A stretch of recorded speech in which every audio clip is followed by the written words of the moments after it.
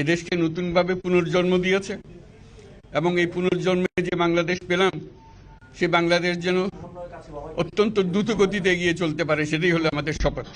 সেটা আমরা রক্ষা করতে চাই, এগিয়ে যেতে চাই। আজকে আবু সাঈদের কথা মনে পড়ছে আমাদের, যে আবু সাঈদের ছবি বাংলাদেশের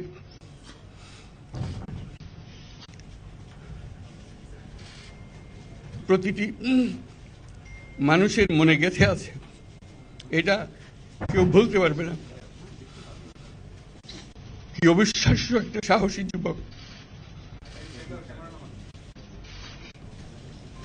বন্দুকের সামনে দাঁড়িয়ে আছে এবং তারপরে থেকে কোনো যুবক, কোনো যুবতী আর হার মানে নাই, সামনে গিয়ে আছে এবং বলছি যত গুলি মারো, মারতে পারো, আমরা আছি।